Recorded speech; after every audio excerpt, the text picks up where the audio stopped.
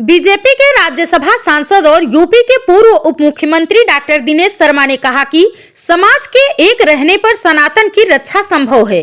बंटने से नहीं बल्कि मिलकर चलने से देश का भी कल्याण संभव है।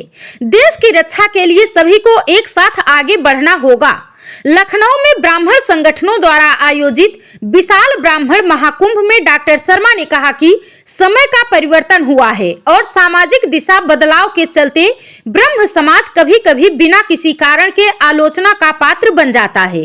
लोगों को ब्राह्मण समाज के बारे में टिप्पणी करने के पहले उसे जानने की जरूरत है। असल में ब्राह्मण जाति नहीं बल्कि एक श्रेष्ठ जीवन जीने के प्रवाह का नाम है। ये त्याग, तपस्या, बलिदान और संस्कार का प्रतीक है। ये अपने लिए नहीं बल्कि सनातन धर्म की रक्षा के लिए समर्पित है, जो अपने देवी देवताओं का सम्मान चाहता है।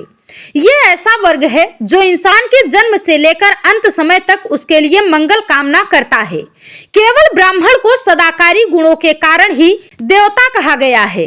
उन्होंने कहा कि जो अध्ययन अध्यापन करे तथा शास्त्रों का ज्ञान रखे और विद्वत हो, भिक्षाटन करके विद्या का दान दे, वो ब्राह्मण है। इसने राजा को बनाया और बिगाड़ा भी है। इसने व्यवस्था को ठीक करने का काम किया है। उसके लिए प्राणियों में सद्भाव, मानव का कल्याण ही सर्वोपरि है। उसके लिए सनातन ही व्यवस्था है, जहां जीव जंतु के कल्याण की बात के साथ ही तुलसी को भी माता कहा गया है। डॉक्टर शर्मा ने कहा था कि सनातन को मानने वाला कभी हिंसक नहीं होता है। इतिहास में किसी हिंदू के आक्रांता होने का कोई उदाहरण नहीं है। ये आक्रमणकारी नहीं है, पर यदि किसी ने छेड़ा है तो छोड़ा भी नहीं है। देश में कई आक्रांता आए और उन्होंने देश को लूटा था।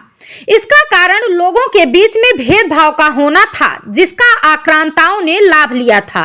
आज यदि इतिहास को देखें तो आक्रांताओं का इतिहास तो मौजूद है, पर राणा सांगा और महाराणा प्रताप जैसे वीरों का विस्तृत इतिहास कहीं पर नहीं है, क्योंकि देश के इतिहास को भी विदेशियों ने ही लिखा है और उन्हें बांटने के लिए जात के अंदर जाति भी विदेशियों ने बनाई, हमारे धर्मशास्त्रों ने नहीं। राज्यसभा सांसद डॉक्टर शर्मा ने कहा कि ब्राह्मण सनातन के संरक्षण के साथ ही समाज को जोड़ने का कार्य भी करता है। उसने हर सामाजिक कार्य से समाज के हर वर्ग को जोड़ा है। इसलिए ही ब्राह्मण आक्रांताओं की कुदृष्टि का शिकार बना है। उसकी शिखा, जनेऊ आदि काटे गए, पर उसने सनातन और समाज के कल्याण का धर्म नहीं छोड़ा था। आक्रांताओं को पता था कि यदि ब्राह्मण को समाप्त कर लिया तो भारत के शास्त्र नष्ट हो जाएंगे। इसके लिए नालंदा और तक्षशिला जैसे केंद्र भी आग के हवाले कर दिए गए, पर ब्राह्मणों ने उन शास्त्रों को कंठस्थ करके उसे दोबारा से लिख दिया। समाज के इस वर्ग ने अत्याचार सहने के बावजूद अपना आवरण और संस्कार नहीं बदले तथा सनातन पर चोट नहीं आने दी। अंग्रेजों ने समाज को बांटने के साथ ही लोगों को आपस में लड़ाने का कार्य किया था। परिवार को आधार बताते हुए कहा कि आज जरूरत इस बात की है कि हर परिवार में बच्चे को संस्कार दिए जाएं। ब्राह्मण को काटो बाटो की संस्कृति से दूर रहना चाहिए। जन्मदिन पर केक काटने के स्थान पर पुरानी पद्धति से गुलगुले और लड्डू बांटना चाहिए। भगवान का पूजन, कथा और रामायण पाठ करना चाहिए। दीपक जलाना चाहिए, जिससे जीवन में प्रकाश आए। पाश्चात्य और भारत की संस्कृति में अंतर है कि वे बांटने की है और भारत की संस्कृति एक करने की है। हमारी संस्कृति मिलकर रहने का संदेश देती है। समाज में पाश्चात्य संस्कृति हावी होती जा रही है, जो शुभ संकेत नहीं है।